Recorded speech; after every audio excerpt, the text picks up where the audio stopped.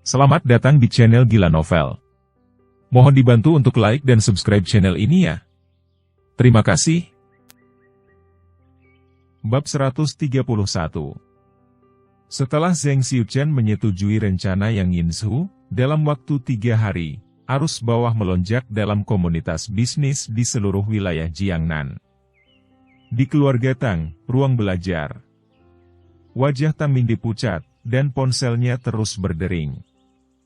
Direktur Tang, grup pendiri secara sepihak mengumumkan penangguhan kerja sama dengan grup Tang kami. Direktur Tang, Crown Tianhe Investment Group memerlukan divestasi. Ketua, grup komunikasi yang menawan. Panggilan telepon satu demi satu datang membawa kabar buruk. Hampir pada saat yang bersamaan, semua mitra utama grup Tang mengumumkan bahwa mereka akan mengakhiri hubungan kerja sama mereka dengan grup Tang. Bagaimana ini bisa terjadi? Apa yang terjadi? Wajah Tang Mingde tampak jelek dengan urat-urat menonjol di dahinya. Keluarga Tang membutuhkan waktu puluhan tahun untuk membangun posisinya saat ini dalam komunitas bisnis Jiangnan. Tapi sekarang, sekutu keluarga Tang telah mengumumkan perpisahan mereka dari keluarga Tang. Lupakan 1 atau 2 keluarga, itu tidak akan berdampak besar pada keluarga Tang. Tapi sekarang lebih dari selusin keluarga telah putus, tidak diragukan lagi, ini merupakan bencana bagi keluarga Tang. Lebih penting lagi, Tang Mingde bahkan tidak mendengar alasannya. Dia tidak tahu apa yang menyebabkan mitra ini pergi. Pada saat yang sama, di keluarga Ji, wajah Ji Dongshan menjadi pucat karena marah, dan dia mendorong semua dokumen di atas meja dengan tangannya. Para pengganggu ini ingin memutuskan hubungan dengan keluarga Ji kita, bahkan jika mereka harus membayar ganti rugi. Saya bertanya kepada mereka, dan mereka tidak mau memberikan alasan, apa maksudnya? Ji Dongshan berkata dengan marah. Ji Rumei berlutut, perlahan mengambil dokumen yang jatuh ke tanah, meletakkannya kembali di atas meja, dan berbisik pelan, "Ayah, jangan marah, tetap tenang." Perusahaan-perusahaan ini bersedia membayar kompensasi dalam jumlah besar. Ganti rugi yang dilikuidasi juga mengharuskan mereka memutuskan hubungan kerja sama dengan keluarga Ji kita. Pasti ada alasannya, dan kita akan mengetahuinya setelah kita mengirimkan seseorang untuk menyelidikinya. Ji Dongshan menggelengkan kepalanya, ekspresinya masih kurang enak. Dia tahu, tidak ada gunanya marah sekarang, tapi dia tetap tidak bisa tenang. Tidak peduli apa alasan perusahaan-perusahaan itu melakukan hal ini, jika mereka melakukannya, itu akan menjadi pukulan besar bagi keluarga Ji. Bisa diperkirakan setelah kejadian hari ini, harga saham Huanben Group, anak perusahaan keluarga Ji, akan segera anjlok. Jika saatnya tiba, pemegang saham akan kabur, dan Huanben Group akan bangkrut. Meskipun keluarga Ji mempunyai bisnis sampingan lain, mereka terutama bergantung pada kelompok ini. Jika grup Huanben jatuh, keluarga Ji juga akan jatuh. Dalam situasi ini, Ji Dongshan tidak bisa tetap tenang sama sekali. Setelah beberapa generasi kerja keras, keluarga Ji telah berkembang di Jiangnan selama lebih dari 100 tahun, sebelum mencapai statusnya saat ini. Jika dihancurkan di tangan Ji Dongshan, bagaimana dia akan menghadapi leluhurnya? Kita harus menemukan cara untuk menyelamatkannya. Ji Dongshan berkata dengan mata merah. Ji Rumei mengerutkan kening dan berkata, "Ayah, saya akan mencari tahu alasan di balik perusahaan-perusahaan ini melakukan ini. Beri saya waktu setengah hari." Ji Dongshan mengusap pelipisnya dan mengangguk. Pada akhir pekan, Fang Yu sedang berbaring di tempat tidur di kamarnya, memikirkan sesuatu. Dia ingin pergi ke puncak ekstrim di barat laut, untuk melihat rahasia apa yang tersembunyi di reruntuhan 5 sekte racun sebelum berangkat. Serangkaian hal yang terjadi akhir-akhir ini membuatnya sedikit bingung. Banyak hal yang sudah lama hilang dari pikirannya, tiba-tiba muncul satu persatu. Hal ini membuat Fang Yu sedikit curiga. apakah ada yang salah dengan ingatannya sebelumnya, atau persepsinya saat itu salah? Jika bukan karena dua alasan ini, apa alasan yang menyebabkan benda-benda yang hilang ini tiba-tiba hidup kembali? Pemulihan. Memikirkan kata ini, kelopak mata Fang Yu bergerak-gerak, dan sebuah ide muncul di benaknya. Dalam kegelapan, sesuatu sepertinya dibangkitkan. Lalu apa itu? Fang Yu meletakkan tangannya di belakang kepalanya dan mengerutkan kening. Kemudian, dia mendengar suara pop lembut datang dari luar rumah, dan di saat yang sama terdengar teriakan Yu Yuiwei. Fang Yu kembali dari pikirannya, berdiri dan berjalan keluar ruangan, dan melihat Yu Yuiwei duduk di tanah sambil menggosok lutut kirinya. Lututnya sedikit merah dan bengkak, dan dia tampak terluka parah. Fang Yu melangkah maju dan membantu Yu Yuiwei berdiri, membiarkannya duduk di sofa. "Kakak Fang Yu, apakah aku membangunkanmu?" Yu Yuiwei berkata dengan nada meminta maaf.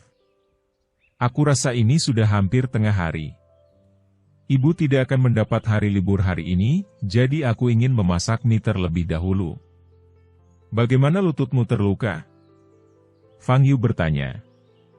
"Aku tidak sengaja terjatuh saat latihan kemarin sore, jadi aku mengambil libur hari ini dan tidak ikut latihan." Yu Yuiwei menghela nafas pelan dan berkata dengan sedih. "Pesta ulang tahun sekolah akan diadakan minggu depan. Ini akan membantu penilaian, dan saya harap lutut saya sudah lebih baik saat itu. Itu hanya luka ringan. Aku bisa membantumu menyembuhkannya," kata Fang Yu. "Bisakah kamu mengobati penyakit?" Yu Yuiwei bertanya dengan mata terbuka lebar. Ketika Fang Yu menyambungkan kembali kaki kanannya yang patah, dia dalam keadaan koma. Setelah itu, Wang Yan tidak menceritakannya padanya, jadi dia tidak pernah mengetahuinya. Fang Yu tidak berkata apa-apa, tapi mengulurkan tangan kanannya dan meletakkannya di lutut kiri Yu Yuiwei. Tubuh Yu Yuiwei sedikit gemetar, wajahnya memerah. Kemudian dia merasakan arus hangat di lututnya, yang sangat nyaman. Telapak tangan kakak Fang Yu begitu hangat. "Akan lebih nyaman jika aku bisa memegangnya di tanganku kan?" Yu Yuiwei berpikir dalam hati sambil menatap Fang Yu di depannya. 10 detik kemudian, Fang Yu melepaskan telapak tangannya. "Oke, seharusnya baik-baik saja. Kamu bisa berdiri dan mencoba," kata Fang Yu. Yu Yuiwei masih merasa sedikit menyesal, karena Fang Yu melepaskan tangannya.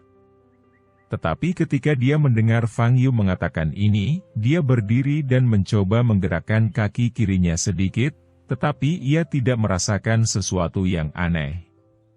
Kemudian, dia mencoba menghentakkan kaki kirinya lagi, namun tetap tidak merasakan sakit.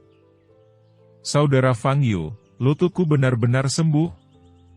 Yu Yuiwei sangat terkejut sehingga dia menatap Fang Yu.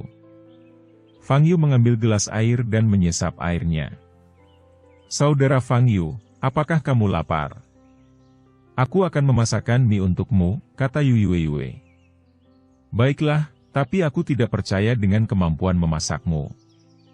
Fang Yu menggeliat, berdiri dan berkata, "Kalau begitu aku akan membantumu," kata Yu Yuiwei. Setelah makan siang, setelah cedera lutut kirinya pulih, Yu Yuiwei segera bergegas ke sekolah untuk berlatih. Fang Yu awalnya ingin tidur siang sebelum berangkat ke puncak barat laut. Tapi saat dia hendak beristirahat, dia menerima telepon dari Qin Yimo. "Saya akan menghadiri pameran kaligrafi dan lukisan malam ini, bisakah Anda menemani saya?" tanya Qin Yimo. "Aku merasa kamu menjadi bergantung padaku akhir-akhir ini." "Sepertinya itu bukan pertanda baik," jawab Fang Yu. Qin Yimo terdiam beberapa saat dan berkata, "Sudah kubilang sebelumnya, kakek memindahkan semua orang di sekitarku yang dapat digunakan kembali ke ibu kota. Ada lebih banyak bahaya yang mengintai di sekitarku akhir-akhir ini, dan aku belum memiliki cara yang lain." Fang Yu berpikir sejenak dan menghela nafas. Siapa yang menyuruh Qin Yimo menjadi cucu Qin Wudao? Alasan mengapa lelaki tua Qin Wudao melakukan ini, adalah karena dia percaya, bahwa Fang Yu tidak akan membiarkan cucunya mati tanpa menyelamatkannya. Oke, kembalilah padaku saat aku bertemu denganmu. Aku ingin istirahat, kata Fang Yu. 2 jam kemudian, Fang Yu duduk di mobil Qin Yimo. Melihat Fang Yu yang tampak mengantuk dan tidak sabar, Qin Yimo merasa sangat tidak senang. Selama dia memiliki pengawal yang dapat diandalkan di sisinya, dia tidak akan meremehkan Fang Yu. Jika kamu tidak mau datang, kamu bisa menolakku saja. Sekarang kamu ada di sini, tidak perlu pamer padaku. Selain itu, aku akan membayarmu sesuai, dan aku tidak akan membiarkan pekerjaanmu sia-sia. Qin Yimo tidak bisa menahan diri untuk tidak berbicara. Fang Yu bukannya tidak sabar, dia hanya tidak bangun. Namun, karena Qin Yimo ingin membayarnya, tentu saja dia tidak akan menolak. Sebagai hadiah, cobalah memberiku ramuan batin monster itu. Aku kekurangan hal ini, tapi aku tidak kekurangan hal yang lain, kata Fang Yu. Qin Yimo berbalik dan tidak berkata apa-apa lagi. Ada keheningan di dalam mobil. 10 menit kemudian, Qin Yimo tiba-tiba teringat sesuatu dan bertanya pada Fang Yu, orang yang menyihirku hari itu? Mati, jawab Fang Yu. Dia menggunakan jimat pengejar jiwa untuk meninggalkan jejak pada jiwa pria itu, berpikir bahwa dia akan menemukannya lagi ketika pria itu kembali ke base camp. Tanpa diduga, Fang Yu tidak bisa lagi merasakan jejak yang tertinggal 2 hari lalu. Fang Yu tidak berpikir ada orang yang bisa menggunakan sihir untuk menghilangkan tanda yang ditinggalkannya. Maka kemungkinannya hanya satu, yaitu orang yang membuang racun tersebut sudah mati, sehingga jejaknya pun hilang. Adapun bagaimana orang itu meninggal, ada banyak kemungkinan, tapi tidak ada gunanya menebak-nebak. Mati? Wajah Qin Yimo sedikit berubah. Yah, petunjukku di sini putus. Untuk mengetahui identitas orang ini, kamu hanya bisa mengandalkan keluarga Qin untuk menyelidikinya sendiri, kata Fang Yu. Bab 132. Pukul 6.30 sore, Fang Yu dan Qin Yimo tiba di Ulinfang, yang terletak di sebelah barat Jiangnan.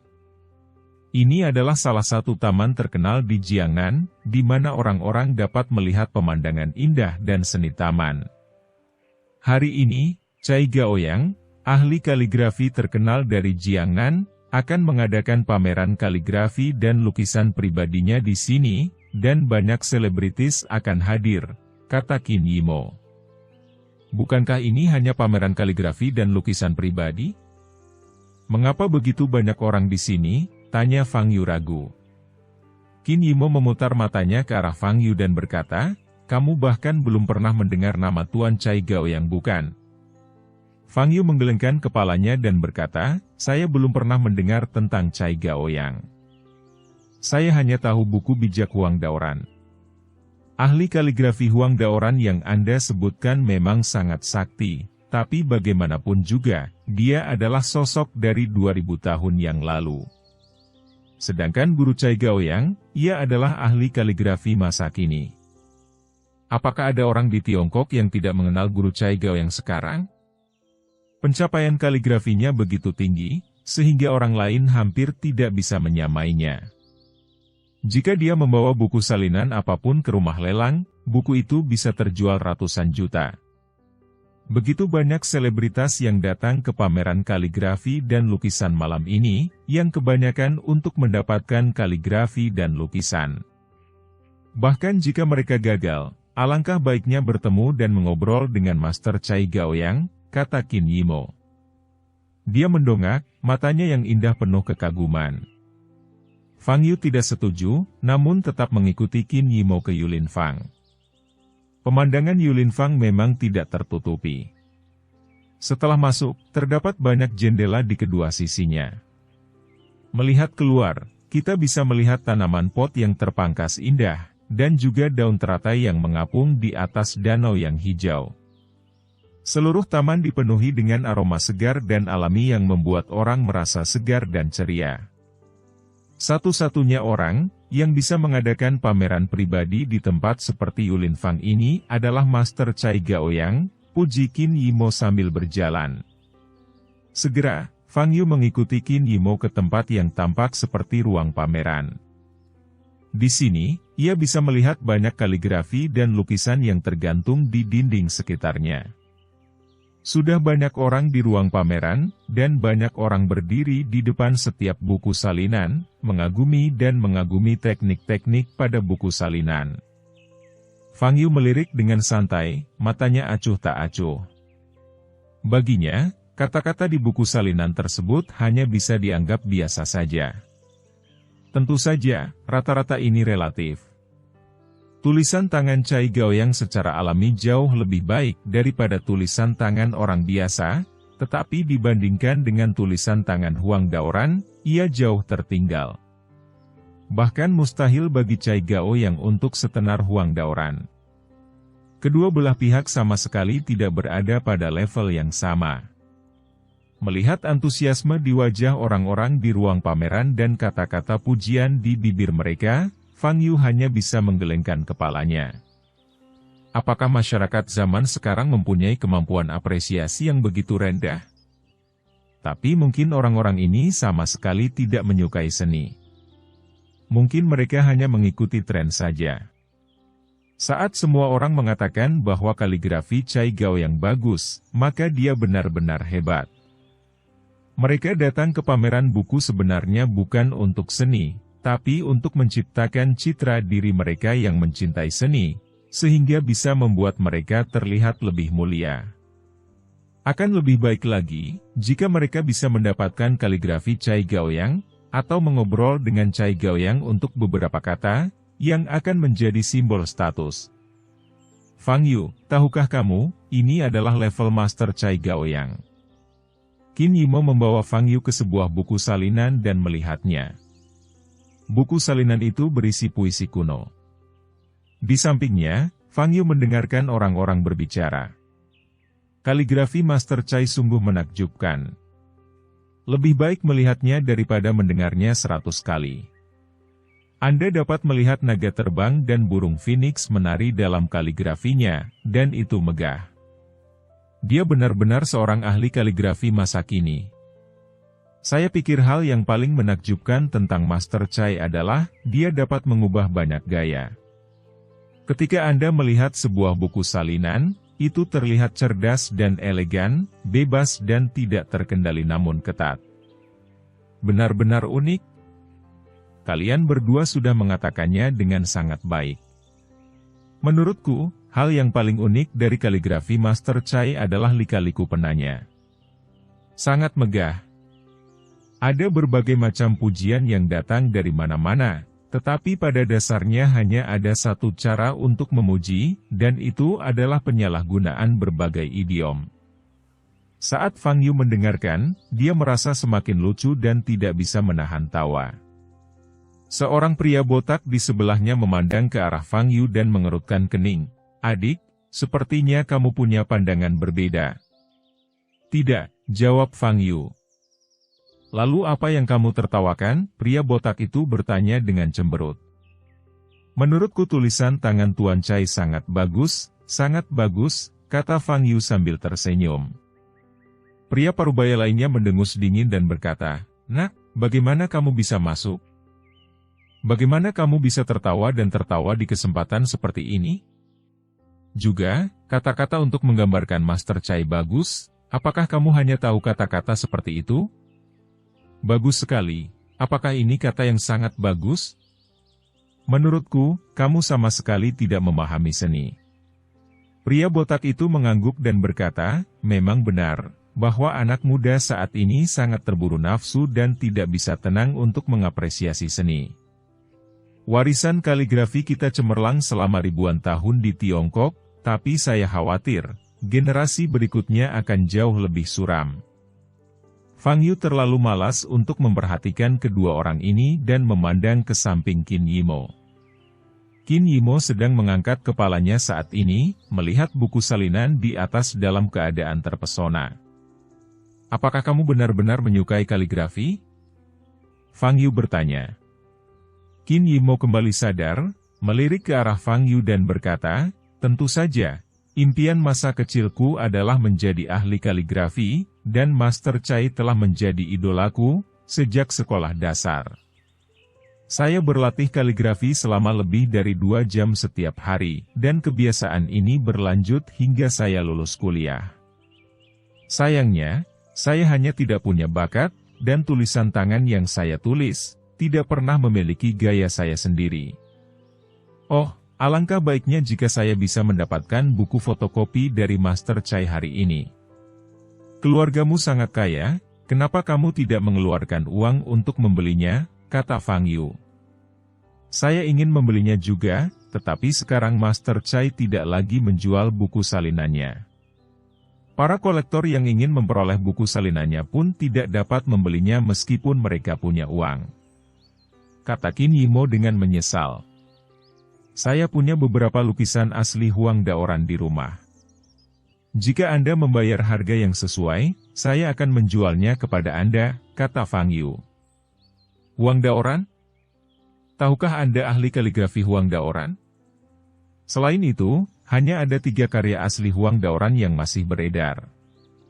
2 di tangan kolektor asing, dan 1 di tangan orang nomor 1 saat ini. Bisakah kamu berhenti membual tentang hal yang tidak berarti ini? Aku bukan salah satu dari gadis sekolah menengah yang naif, dan aku tidak akan tertipu olehmu hanya dengan beberapa kata. Qin Yimo berkata dengan marah.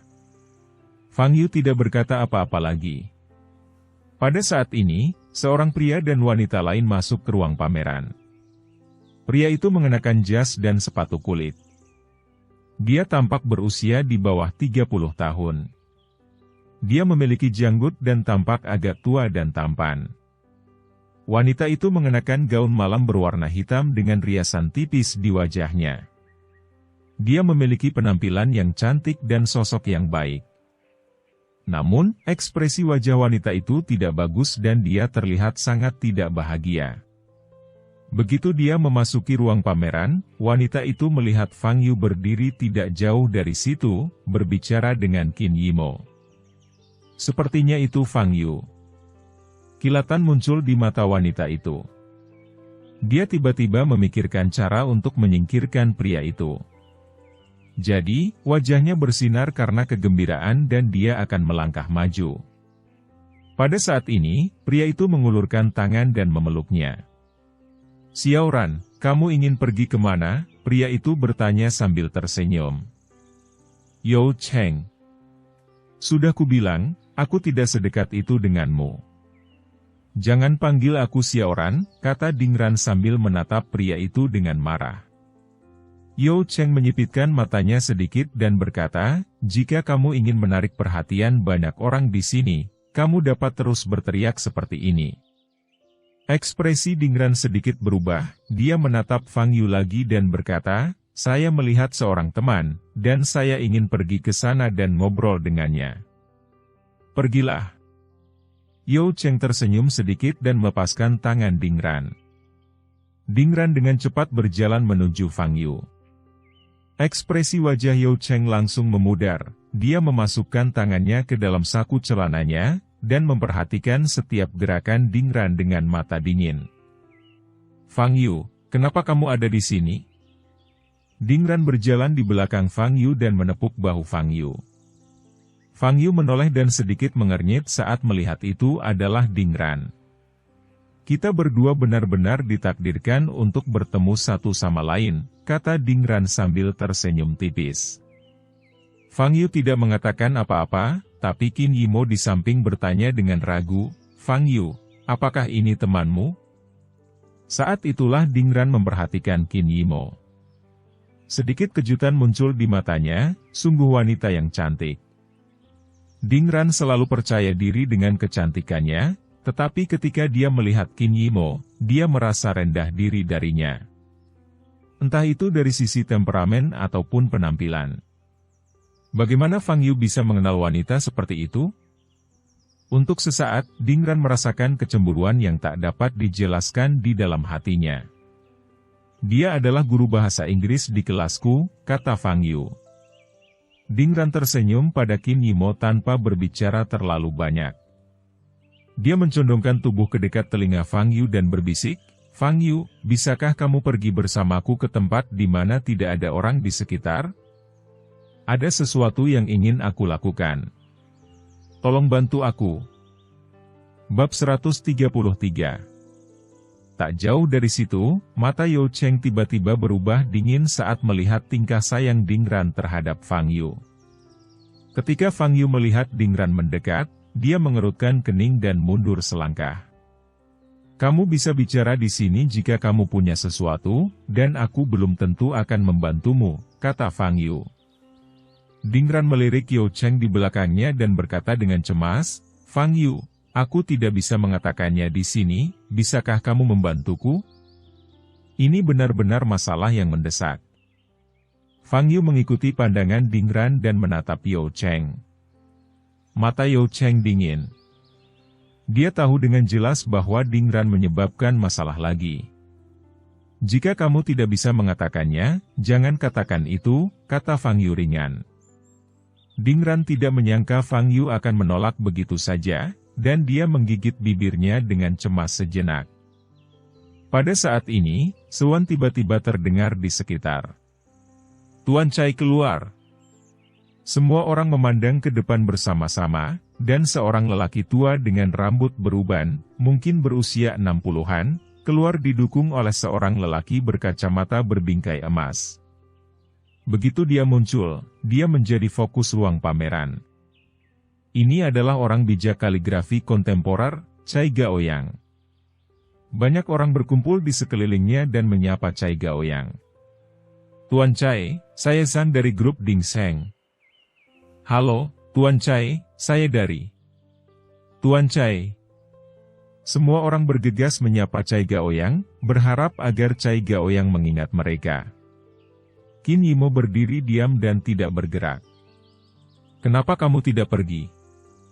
Apakah kamu tidak terlalu menyukai kaligrafinya?" tanya Fang Yu.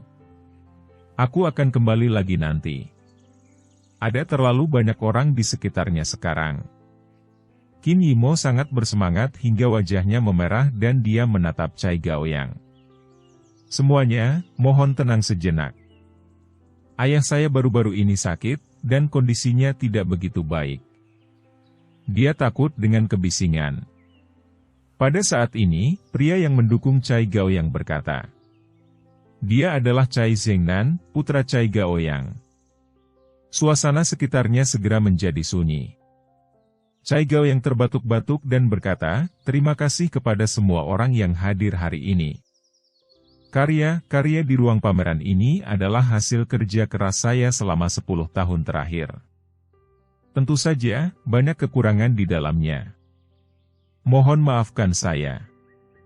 Di mana ada kekurangan, tidak ada kekurangan sama sekali. Tuan Cai, tuntutanmu terlalu tinggi pada dirimu sendiri." Orang-orang di sekitarnya terus berkata. Cai Gaoyang tertawa, menyentuh janggutnya, dan berkata, "Tolong hargai itu." Saat tidak banyak orang di sekitar Cai Gaoyang, Qin Yimo buru-buru melangkah maju. "Halo, Tuan Cai, saya Qin Yimo," kata Qin Yimo dengan hormat kepada Cai Gaoyang. "Qin Yimo, apakah Anda dari keluarga Tuan Qin Wudao?" Mata Cai Gaoyang sedikit berubah dan dia bertanya. "Qin Wudao adalah kakekku," jawab Qin Yimo. "Oh, benar. Terakhir kali aku minum teh dengan kakekmu adalah 3 tahun lalu." "Waktu berlalu begitu cepat," kata Cai Gaoyang dengan emosi.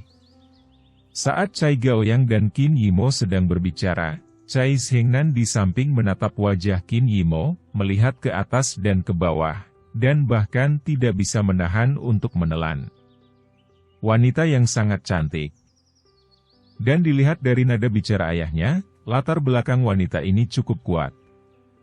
Alangkah baiknya jika saya bisa berkomunikasi lebih mendalam dengannya.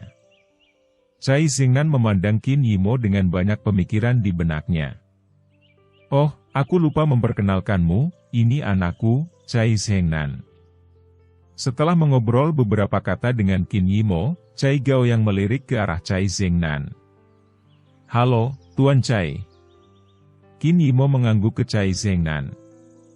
Cai Zengnan memandang Qin Yimo dan kehilangan akal sejenak.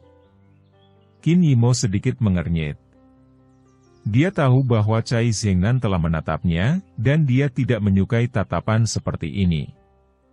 Tapi bagaimanapun juga, pria ini adalah putra Tuan Cai, jadi dia tidak menunjukkan rasa jijiknya terlalu jelas.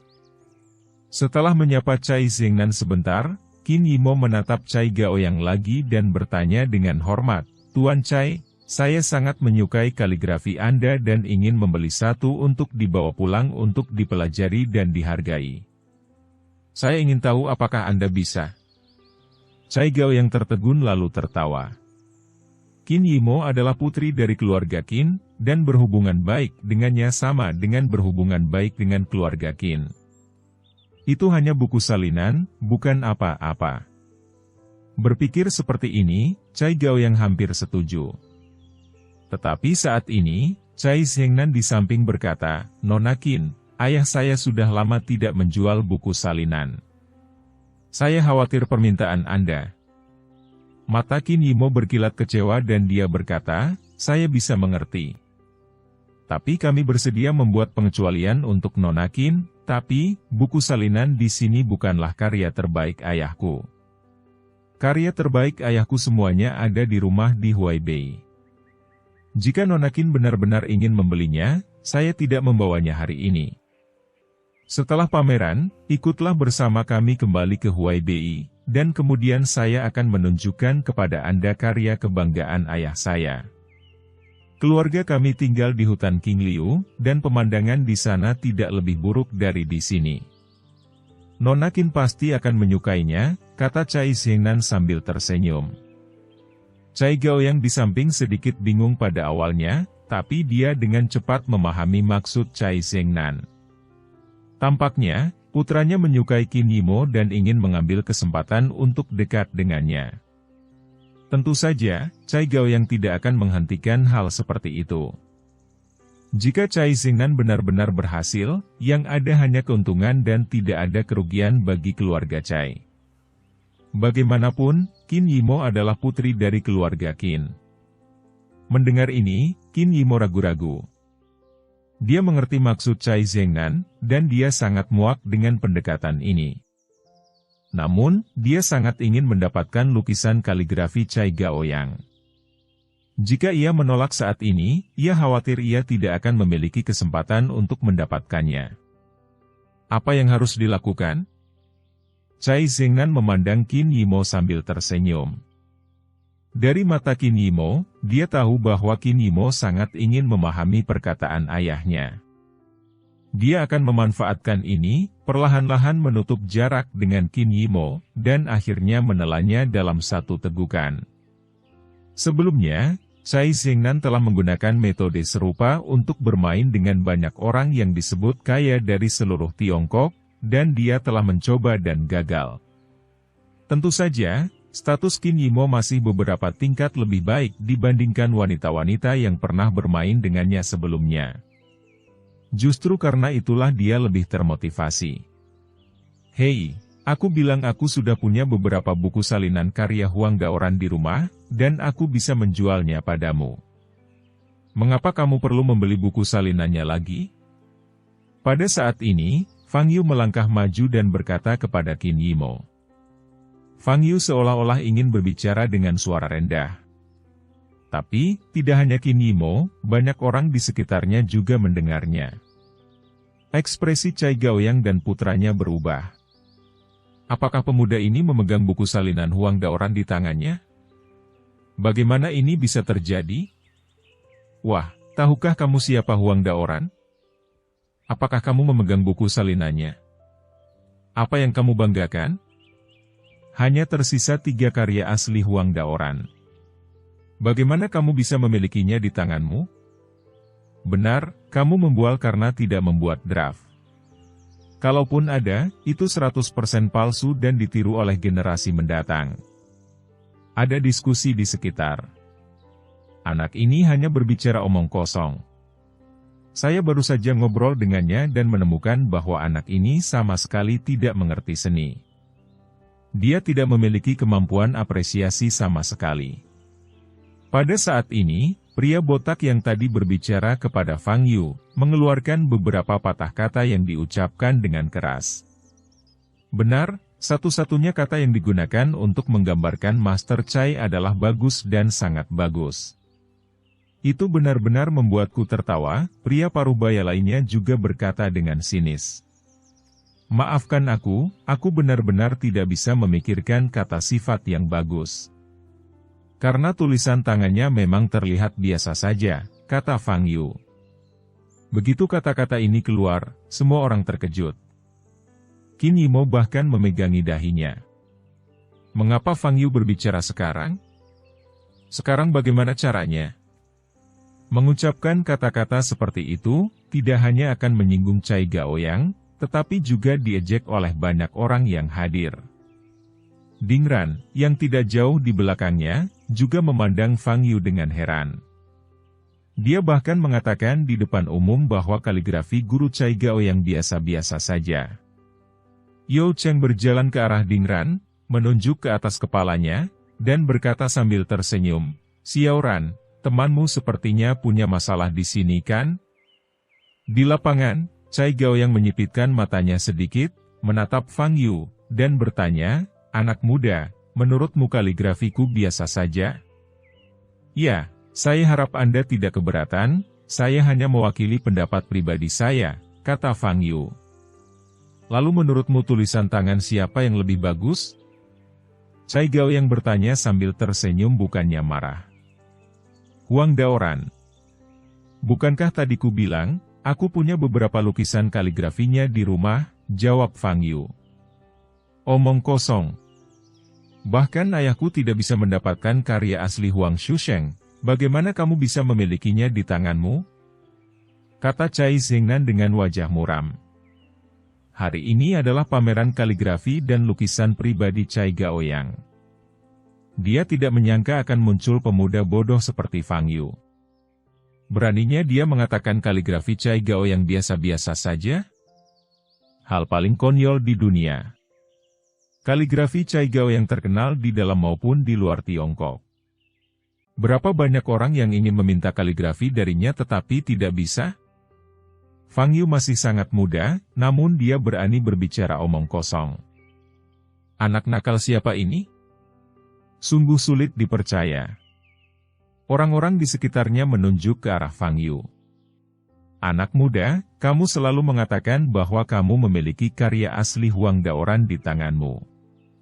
Bisakah kamu menunjukkannya kepada semua orang?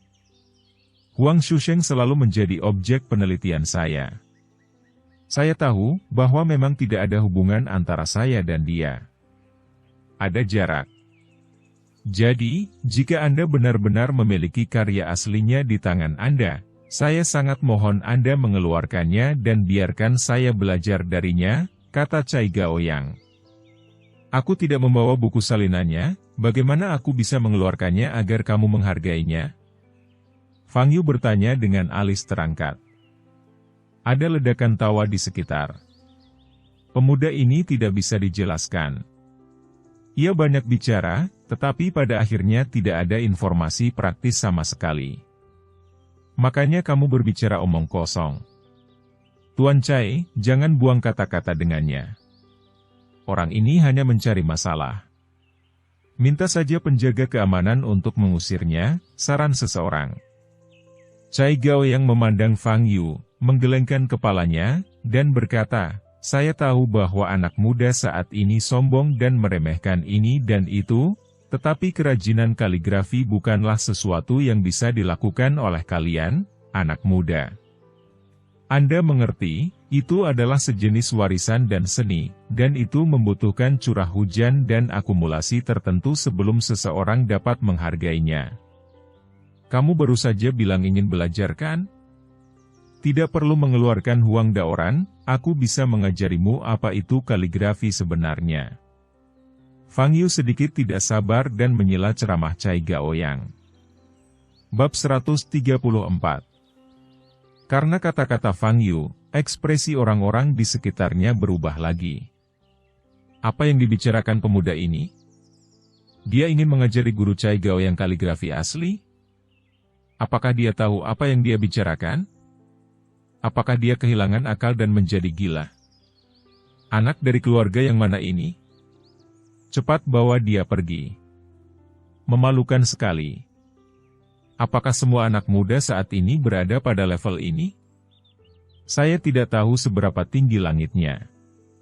Dia pikir dia siapa? Mengajar kaligrafi guru Cai? Apakah dia memiliki kualifikasi?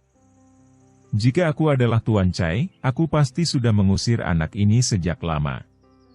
Ada diskusi di sekelilingnya, dan banyak orang memandang Fang Yu seolah dia bodoh. Qin Yimo sangat marah sehingga dia mengertakkan gigi dan menatap Fang Yu. Fang Yu biasanya hanya sesumbar di depannya, dan dia sudah terbiasa dengan karakter Fang Yu yang tidak bisa diandalkan. Tapi sekarang di depan banyak orang, di depan Cai Gaoyang, ahli kaligrafi masa kini, dia malah sesumbar seperti ini. Bukankah ini membuat orang lain tertawa? Fang Yu, apakah kamu akan mati jika berhenti membual lebih lama lagi? Qin Yimo mengertakkan gigi, berbicara ke telinga Fang Yu, dan bertanya dengan suara rendah. Tindakannya menegaskan bahwa Fang Yu lah yang dibawanya.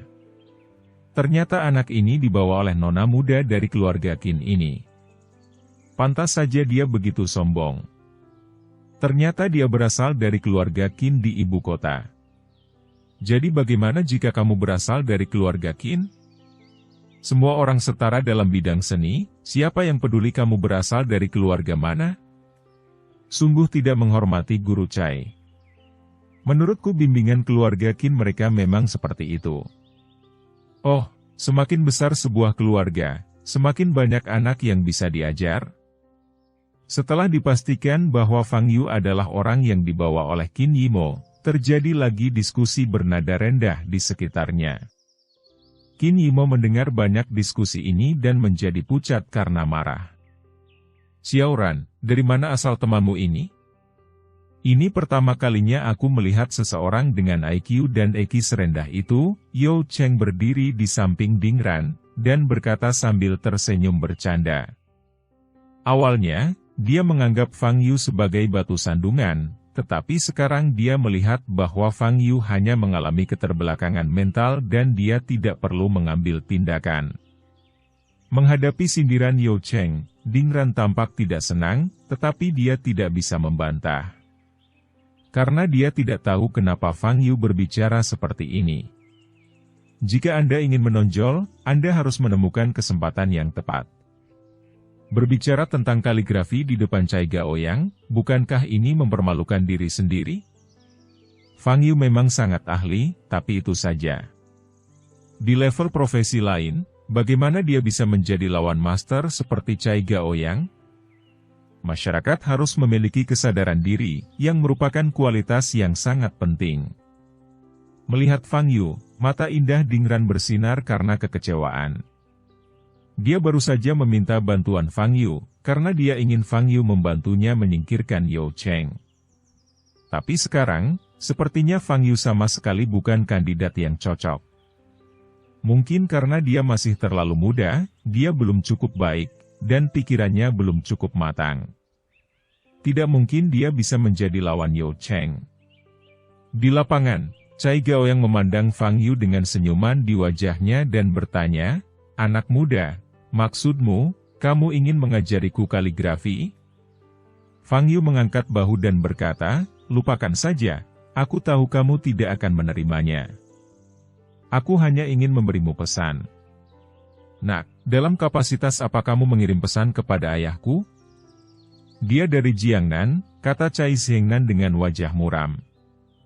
Tapi sebelum dia selesai berbicara, dia disela oleh Cai Gaoyang dengan isyarat. "Tidak masalah, aku cukup tertarik untuk melihat tulisan tangan seperti apa yang bisa ditulis pemuda ini," kata Cai Gaoyang sambil terkekeh. "Tuan Cai, ini terlalu murah. Ini adalah seorang pemuda yang tidak tahu apa-apa tentang dunia. Mengapa Anda harus menerimanya?" Banyak orang di sebelahnya juga berkata.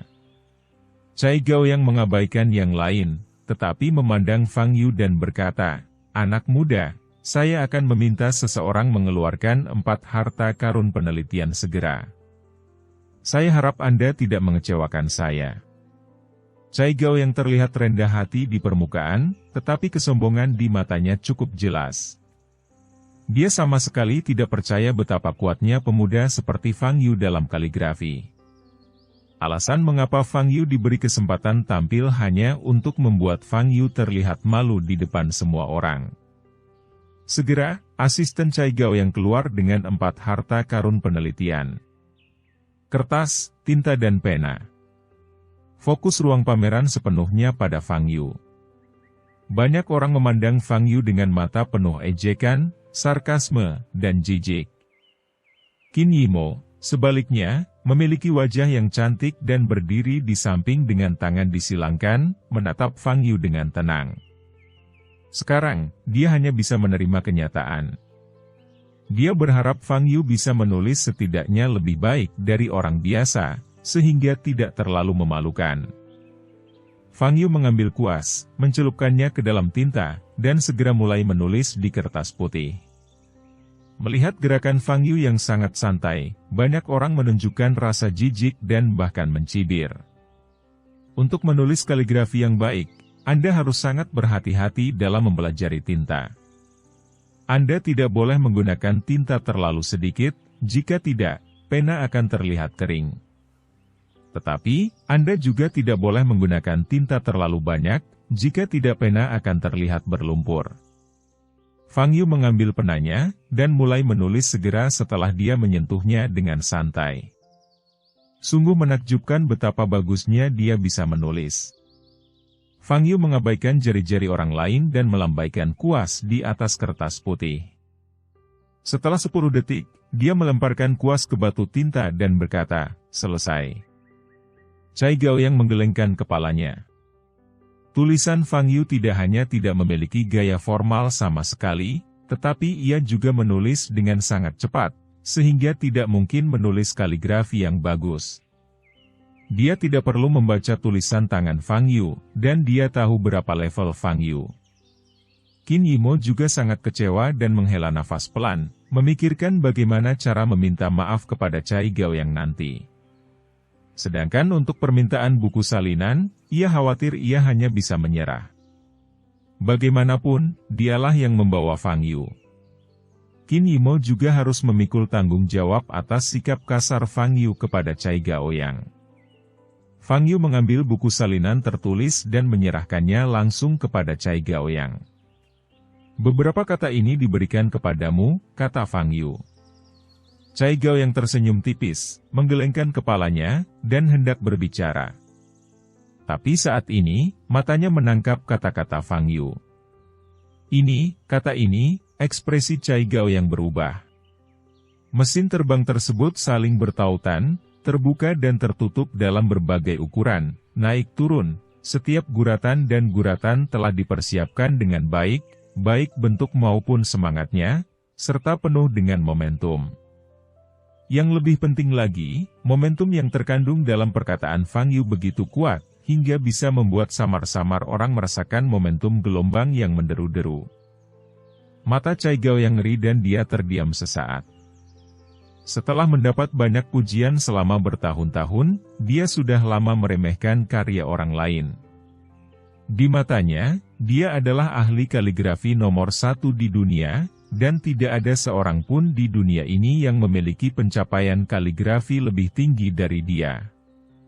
Terlihat ketika dia melihat karakter besar Fang Yu, dia tahu bahwa ada orang di luar dunia, dan ada langit di luar dunia. Ia datang seperti guru untuk meredam amarahnya, dan berakhir seperti cahaya sungai dan laut yang jernih. Melihat kata-kata Fang Yu, Cai Gao yang tiba-tiba teringat apa yang dikatakan tuannya kepadanya saat itu. Ini adalah kaligrafi tingkat tertinggi. Cai Gao yang mengalami keadaan seperti itu ketika dia masih muda, tetapi seiring dengan meningkatnya ketenarannya, pikirannya berangsur-angsur menjadi tidak sabar, dan dia tidak pernah bisa kembali ke keadaan fokus pada saat itu. Hari ini, dia tidak bisa lagi menulis kata-kata yang mengandung momentum seperti itu tanpa kehilangan polanya. Melihat mata Cai Gaoyang, semua orang di sekitarnya tertegun sejenak, lalu bergerak maju untuk menonton. Ekspresi Cai Xingnan berubah saat dia melihat kata-kata di kertas. Tidak ada ikan di kolam, dan udang adalah rajanya. Tidak ada tuan di pegunungan, dan monyet adalah rajanya. Bukankah ini berarti tidak ada ahli kaligrafi yang luar biasa di dunia? Itu sebabnya Cai Gaoyang dipuja oleh banyak orang sebagai ahli kaligrafi? Ini adalah ejekan telanjang. Kamu. Cai Xingnan memelototi Fang Yu. Bukan hanya dia, semua orang yang melihat dua kalimat ini juga menatap Fang Yu dengan mata marah. Beraninya anak ini menulis kata-kata seperti itu kepada Tuan Cai? Apa maksudnya? Sombong sekali. Dia mengejek Tuan Cai. Saya pikir kita harus meminta penjaga keamanan untuk segera mengusir orang ini. Menghadapi kritik orang banyak, Fang Yu hanya menggelengkan kepalanya sedikit. Orang-orang ini tidak peduli bagaimana kata-kata itu ditulis, mereka hanya melihat isi kata-katanya. Pada saat ini, seseorang tiba-tiba berkata, menurut saya, tulisan tangannya sepertinya sangat bagus. Kemunculan suara seperti itu secara tiba-tiba membuat semua orang tercengang, namun kemudian terjadilah diskusi yang lebih keras. Sial, ini yang disebut tulisan bagus? Levelnya hampir sama denganku. Hanya saja tidak jelek. Bagaimana bisa baik-baik saja? Dibandingkan dengan kaligrafi Master Cai, tidak ada yang perlu disebutkan. Pada saat ini, Cai Gaoyang terbatuk-batuk, mengangkat kepalanya, menatap Fang Yu, dan berkata, "Anak muda, dari siapa kamu belajar kaligrafi?" Huang Daoran. Dulu, saat aku belajar, aku sering bertukar kaligrafi dengannya dan mendapat banyak bimbingan darinya, jawab Fang Yu jujur. Bab 135.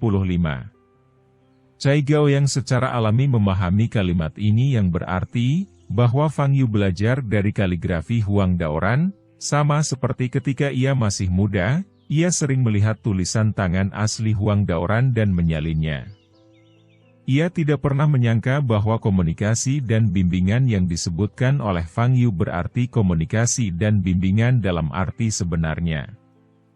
Ternyata kamu mengikuti jejak buku sage. Sungguh luar biasa.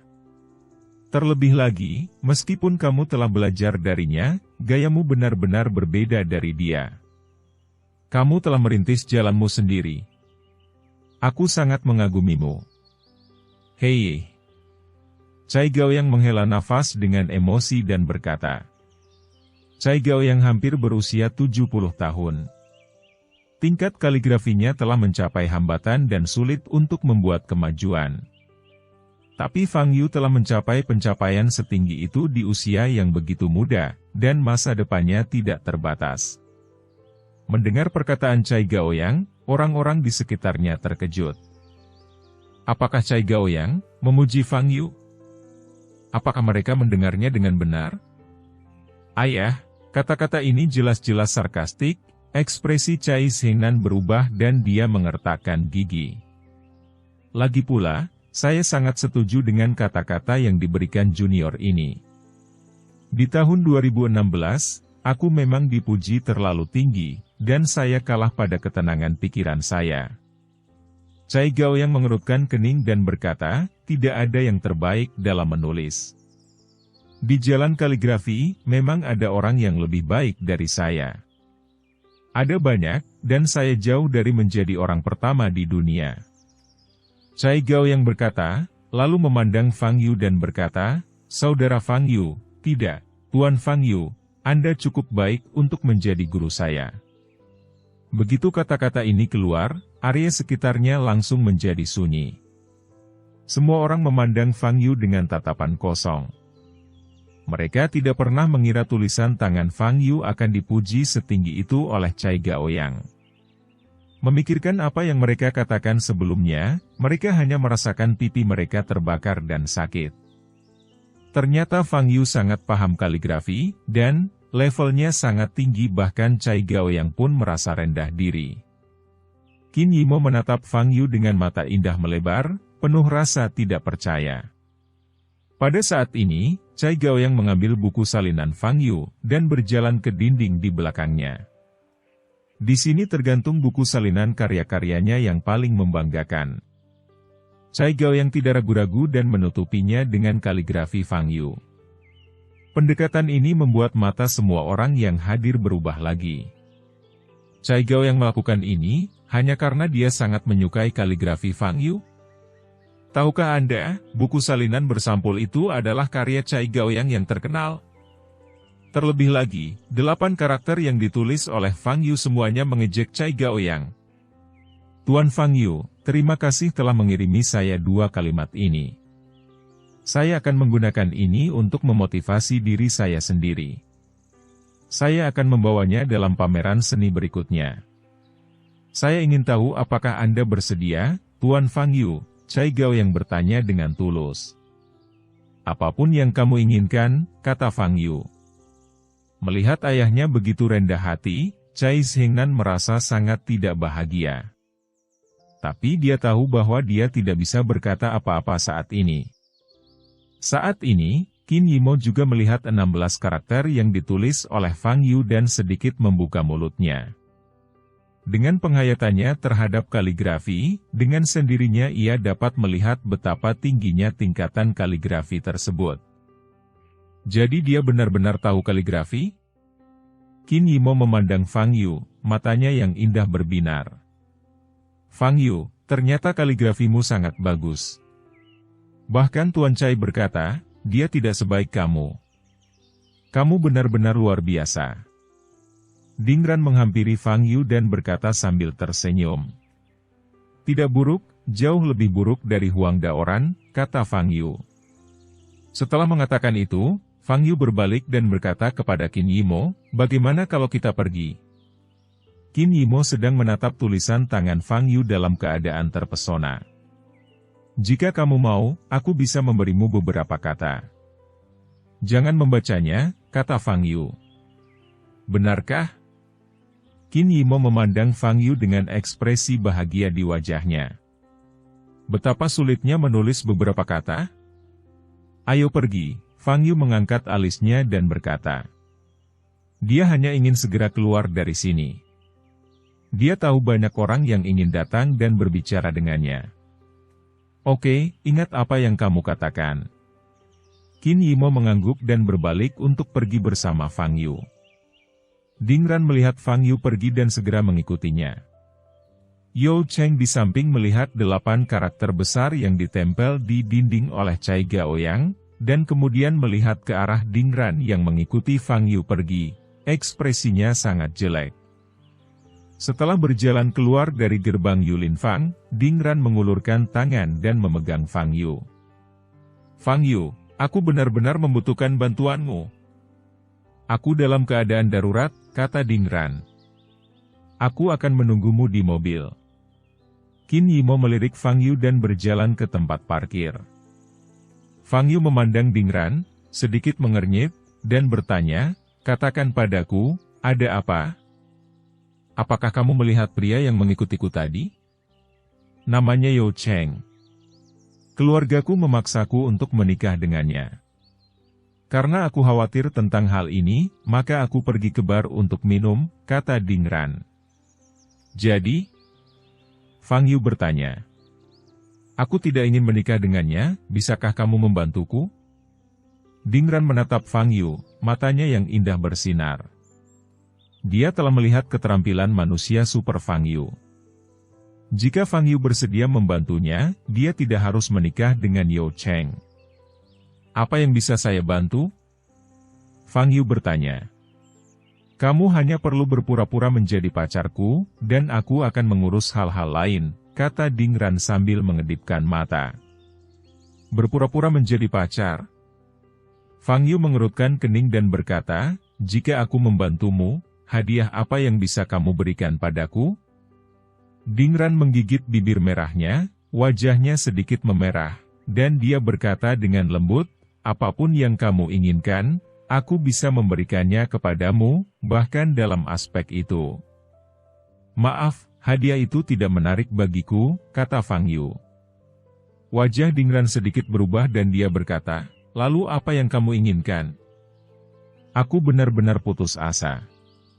Fang Yu, tahukah kamu betapa menyedihkannya seorang wanita menikah dengan pria yang tidak disukainya?